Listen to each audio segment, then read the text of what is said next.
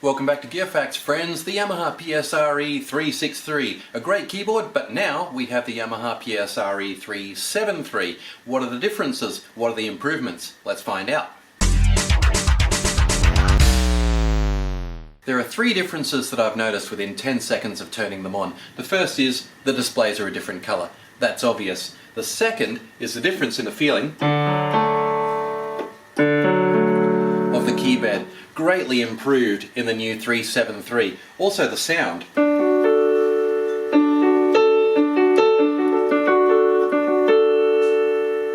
Much more lively and bright in the new PSR-E373.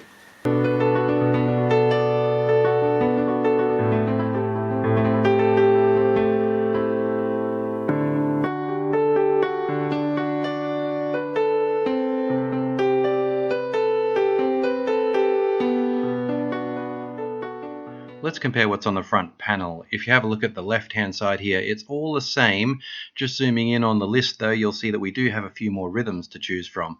It's the same story over on the right hand side. The buttons are all familiar, but on the list here you'll see we've got a few more sounds to choose from. The real difference is here, where we have the voice articulation function and the digital signal processor, or DSP. Similar bass sounds. Now with DSP. These effects can really enhance a performance.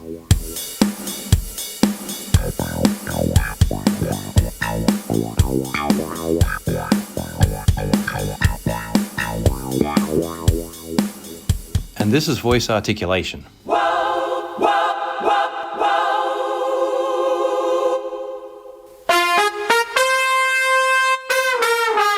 It makes expressive changes to the sound when you press the button, although arguably there's a point in favour of the 363 here, because it can do the same thing by using velocity.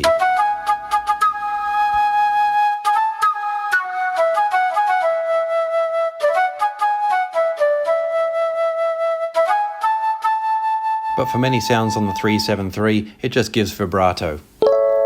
And you won't get that on the 363. Let's move on and compare some sounds.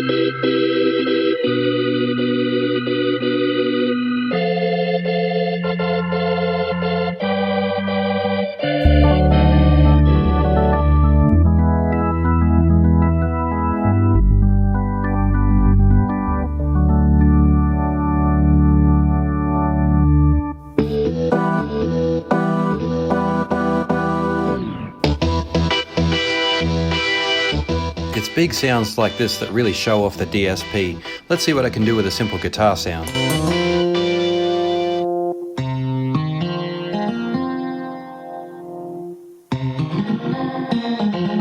There are 35 effects to choose from. And some of them are really fun, like this wah-wah.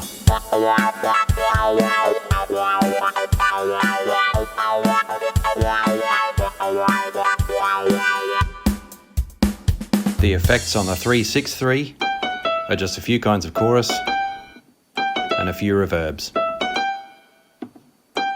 Very meager by comparison. Let's have a look at some arpeggios.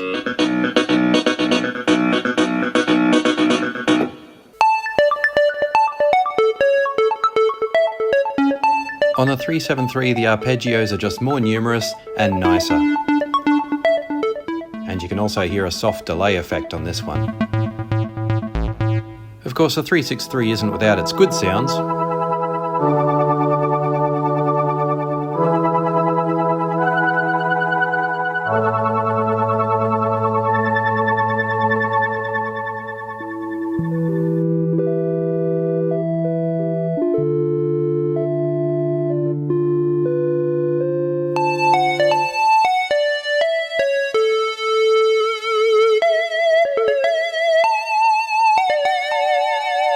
it's on synth tones like this where that vibrato sounds really nice.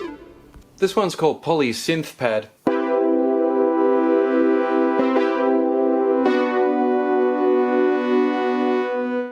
And to me it's really one of those sounds that's crying out to be layered with something else, so let's go to the dual function.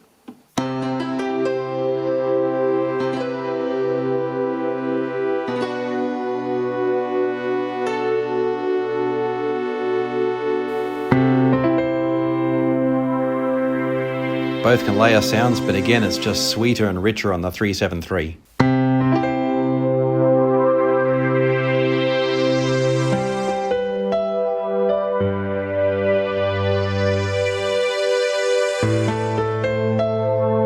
Some of the accompaniments are duplicated, but the sounds are different on the 373. Like in this example. Both sound pretty good, but again you just get more with the 373. As for what's on the back, it's identical. The back is pretty simple, but it does a lot. We have a sustain pedal socket. That's certainly something that you'll want to add as your piano playing gets better. And it's also handy for sustaining those long synth notes. Here we've got our headphone socket. Almost all the recording in this video was done through that. And this one is handy too. You can plug in an external device and use the PSR-E363 basically as an amplifier. And finally we've got the USB socket. Using this one you can connect to your computer and control any of the sound making software that you've got with your PSR-E363, or you can allow the keyboard to be controlled by that software, effectively making it a sound generator and a pair of speakers for your computer. And both can run on 6AA batteries. So after a day of exploration and comparison, those are all the differences that I've noticed between the older 363 and the new model, the PSR-E373. And I would say in summary that it is quite a noticeable improvement. Thanks for watching this comparative video. Gear Facts friends, please hit me up with any questions or feedback that you might have, and I'll see you on the next one.